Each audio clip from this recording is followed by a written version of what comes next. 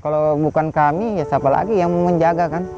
Ya kita tidak memberikan, anggaplah kami itu menanam pohon satu. Mungkin untuk kami mungkin belum ada manfaatnya, tapi kan kita nanti, tapi anak cucu kami kan yang nanti bisa yang nikmati nanti.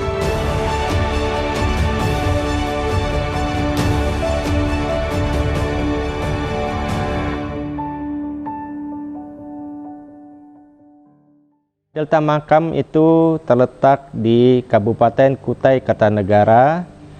Delta Mahakam tersendiri terdiri dari kawasan-kawasan yang mayoritas tambak, kemudian hutan mangrove, hutan nipah, dan beberapa terbagi dari kepulauan-kepulauan pesisir terletak di sebelah timur Kalimantan Timur.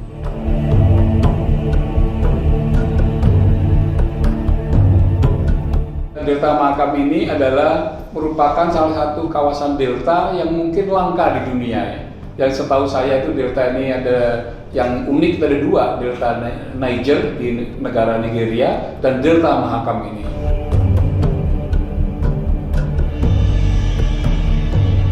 Nah, kawasan ini fokus utama dukungan kami adalah bagaimana membangun kapasitas kelembagaan yang kuat, yang terpadu, sehingga pengelolaan Delta Mahakam ini bisa menerapkan kaidah-kaidah sesuai dengan Sustainable Development Goal, ya, kaidah-kaidah pembangunan berkelanjutan. Kita tahu kawasan Delta Mahakam ini sebelumnya adalah kawasan yang boleh dikatakan open access, di mana kawasan itu dibuka seluas-luasnya untuk kegiatan tambak. Dari 150.000 hektar total kawasannya itu hampir separuh atau lebih itu sudah berubah jadi tambak. Nah, sekarang tantangannya adalah bagaimana restorasi, memulihkan kembali kawasan ini. Kalaupun tambak, bagaimana tambak yang formulanya adalah tambak yang ramah lingkungan. Pemerintah Kalimantan Timur tergerak bagaimana kita bisa dapat memulihkan kondisi ekosistem hutan mangrove di Delta Mahakam itu. Sebagai jawabannya, maka dibangunlah kemitraan pengelolaan hutan mangrove di Delta Mahakam yang anggota-anggotanya terdiri dari multi pihak. Ada pihak pemerintah, ada akademisi, ada masyarakat lokal, maupun lembaga-lembaga riset seperti Balai Besar Dipterocarpa.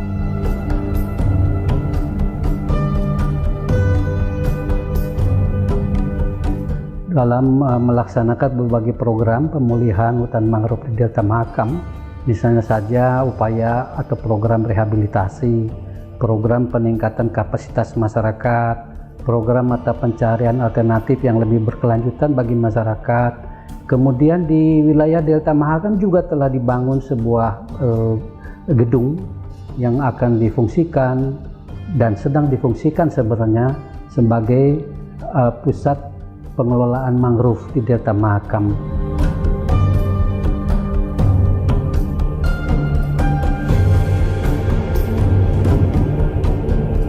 Delta Mahakam sendiri menurut saya sangat spesial, terutama bagi saya yang memiliki latar belakang rimbawan, karena Delta Mahakam sendiri ada dua pola inti kegiatan tersebut, yaitu agro silvopeseri dan silvopeseri sendiri, di mana agro silvopeseri itu kombinasi antara pertanian, kehutanan, dan perikanan. Kemudian silvopeseri adalah kombinasi dari perikanan dan kehutanan, yang dimana kita lihat sendiri dari agro silvopeseri yaitu kombinasi antara padi, hutan, tanaman kayu-kayuan, sengon, pisang-pisangan, kelapa, kemudian disertai dengan ikan-ikan seperti lele, bandeng, kemudian ada kepiting dan udang. Sedangkan silvopeseri sendiri yaitu kombinasi antara kayu-kayuan, kemudian dan udang dan kepiting.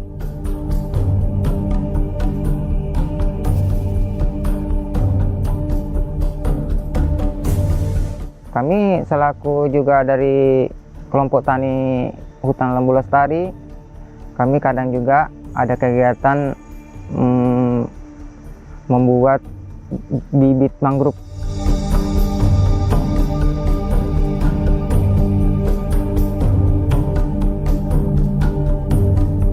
Bibit mangrove itu ya kami cari dari sumber benih kami yang berada di sekitar tambak kami. Terus sekitar 50 orang itu yang mencari bibit, dari mana-mana sudah, dari tetangga kita, dari seberang sungai, dari kelompok lain juga kami minta bantuannya untuk memenuhi dari permintaan dari benih kami itu kan, dari benih mangrove itu. Ya terus nanti dari petani-petani nanti itu kumpulnya ya di sini, yang seperti yang Bapak lihat di belakang saya ini persamaian kelompok tani saya yang sebagai titik kumpul dari bibit mangrove. Kita berharap tentunya kolaborasi multi pihak ini setapak demi setapak akan kembali memulihkan fungsi ekosistem hutan mangrove di Delta Mahakam itu. Jadi ada 3 hal utama atau 3 program utama yang dilakukan oleh Yayasan Mangrove Lestari Delta Mahakam. Pertama adalah membangun koneksitas dengan lembaga-lembaga, baik lembaga non-pemerintah di level nasional, lokal maupun internasional. Yang kedua adalah penyadaran masyarakat, bagaimana merubah mindset pola pikir masyarakat dalam aktivitas kegiatan sosial ekonomi mereka yang lebih ramah lingkungan. Terus yang ketiga adalah pembangunan kapasitas kelompok masyarakat tersebut, terutama kelompok masyarakat perikanan, di mana kegiatan perikanan merupakan kegiatan yang utama di Delta Mahakam. Kalau kita melihat luasan Delta Mahakam itu 54,04%, kawasan tersebut terokupansi untuk areal pertambakan. Tanaman atau tumbuhan yang dalam tambak itu ada fungsi tersendiri buat semacam ikan, udang, pasti ada dampaknya di dalam. Artinya dia menyerap racun-racun yang ada di dalam tambak.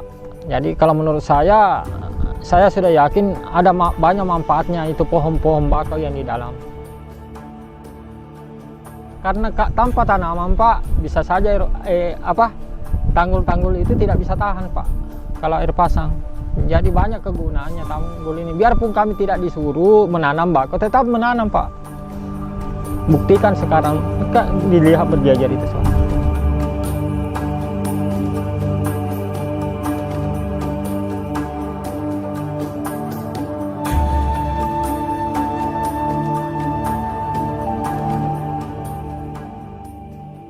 Ya mudah-mudahan dari tanaman bakau juga ada manfaatnya, ibaratnya kan.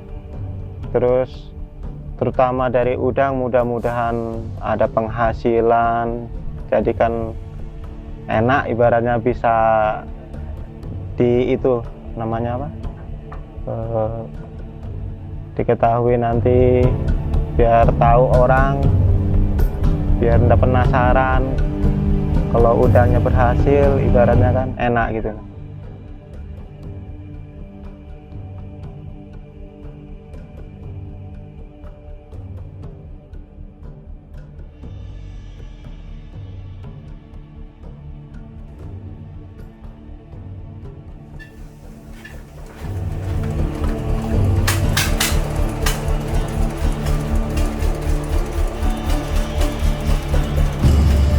Mudah-mudahan ada harapan, ada kemajuan khusus menanam padi, segala-galanya buah-buahan, kayu-kayuan, karena semua di sini memang lancar semua.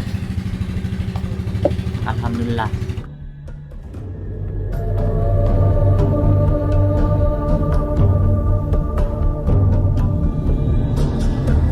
Panenlah, sudah dipanen, keringkan lagi 1 hari supaya enak disimpan kan.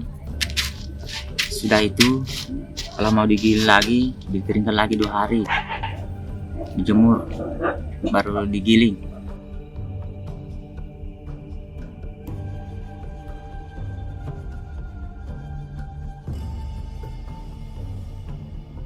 Khusus panen khusus menanam padi, karena air tidak pernah itu luntur. Daerah lain kebanyakan kekurangannya gara-gara air, mana lagi sungainya. Kalau ini lancar semua.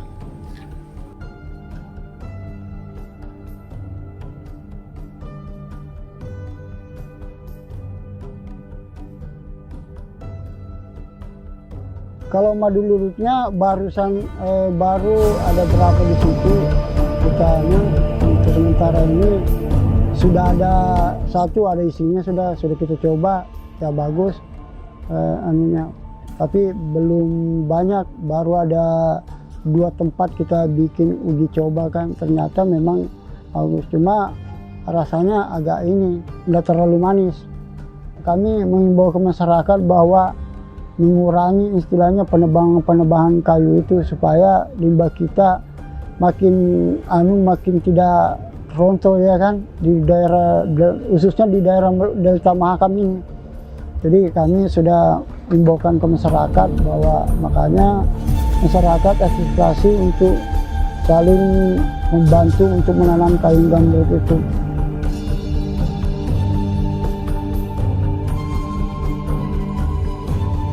Di mana outputnya sendiri masyarakat tersebut bisa menghasilkan atau bisa meningkatkan perekonomian mereka melalui produktivitas udang, kepiting, bandeng, kemudian jenis-jenis perikanan lainnya. Kemudian diselingi juga mereka bisa menikmati dari kayu-kayuannya, hasil hutan non kayu. Kemudian bisa juga mereka manfaatkan dari jenis padi-padian, misalnya mereka nanam jagung dan sebagainya. Dan harapannya itu kami bisa lihat nanti di 2 atau 3 tahun ke depan. Ada beberapa kegiatan-kegiatan yang dilakukan secara simultan untuk membangun sebuah kesepakatan bersama dan komitmen bersama yang akan dilaksanakan oleh setiap para pihak, tapi terkoordinir, terkontrol, dan bisa dilihat kemajuan progresnya, yaitu melalui koridor GGC.